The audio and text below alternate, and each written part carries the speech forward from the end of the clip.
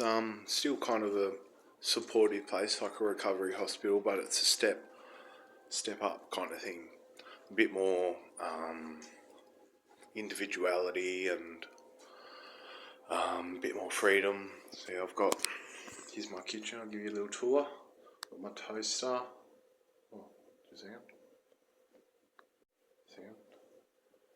I'm trying to figure out my toaster,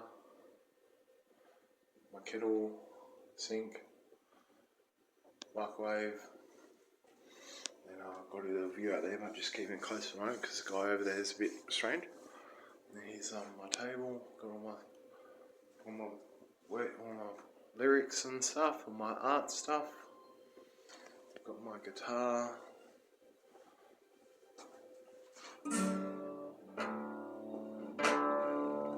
And got my shoes. Here's my bed, it's my name. Got my TV, playing a bit of Kingdom Hearts at the moment. That's the room to my bathroom. Got my toilet, just used it. Don't need to know that though. Yeah, I'm in my new place. And there's a mate that I used to know, he's still here. I just ran into him and he's here. I've been here about 3-4 days. I think this is my 4th day. And yeah, so God provided. I didn't know when I was going to be moving out. And here I am in a new place. Here's my keys. It's not like, I haven't got a stove or anything like that. It's not an actual house. But there's still nurses and things like that. I've got to take my medication and all that type of stuff. And yeah, so put the kettle on, have a cup of tea. And I bought a new chair. It's yellow, you got stuff all over it. But yeah, the Lord provided. I've got my Bible here, my little Bible. Been reading some verses out of it. I want to read you something. Just a sec.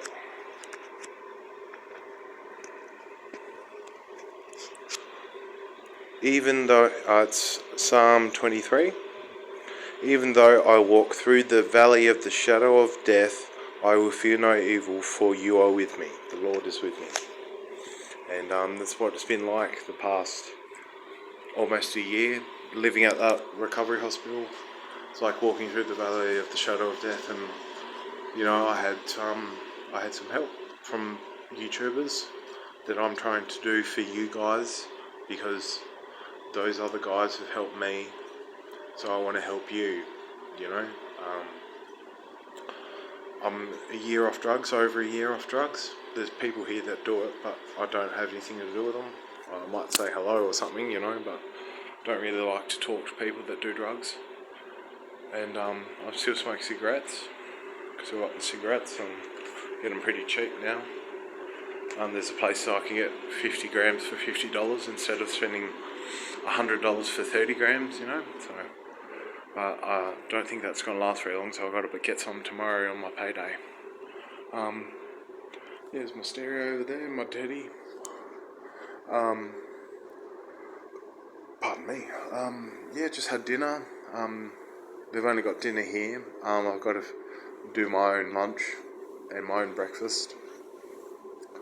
Got a little fridge, some Pepsi in there. I'm having this one at the moment. A mango Pepsi. Got some mints and some bananas, some bickies. And the cool thing they do here is I do a shopping list, and I hand it in today, and I think in a couple of days I can get $80 worth of groceries. I just do a little list of things. And yeah, it's pretty cool. So yeah, I want to let you know I'm in my new place. Everything's cool. There's some good people around here. It's not as hectic as the other one, with there's people that are like still doing drugs and they're off their faces and running around trying to start fights and things like that. It's not necessarily like that, but you guys that have been in recovery hospital or even hospital will know what's going on. So yeah, like my videos are mainly kind of aimed at you guys that are in hospital. You know, there is a light in the end of the tunnel, because I've been in and out of the system for about 10 years now, and I spend like, 5-10 months in hospital.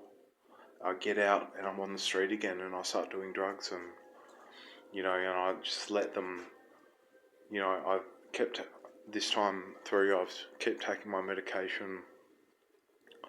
I do work on myself. I've got like a diary that I write everything that I've got to do in, and that gets me through the day. Here it is. So that's I don't know, but I've got so in the morning I shower, I make my bed, I'll brush my hair, brush my teeth, and I do a bit of a prayer. Then I've got yoga. I do it because I've got a yoga mat just there. And do some exercise. Then these things I don't necessarily do them in order, and I don't necessarily do them all at all. Sometimes I might miss one a day. But then I draw. I've got some painting. I do some practice on my guitar. I write some lyrics. I write a book, because I'm trying to write a book at the moment, just an autobiography. I do some reading. I pray a bit more. I play my PlayStation. So you don't necessarily have to have things that you don't like doing, or it's hard to do. I've got, every day I play my PlayStation, or at least watch a movie or something. But I've got it written down, so I can do that. And pray. And then I've got like my other things, like that's obviously a Sunday because I've got church. I've got my uni stuff because I'm starting uni soon. I've got to get my student card and pick my subjects and sort out my HECS and things, which is your debt for uni. And I've been doing this since Monday the 8th of September. Yeah, and now it's November, so September, October, November, so about 3 months I've been doing that. And that's my video, and I'll see you in the next one.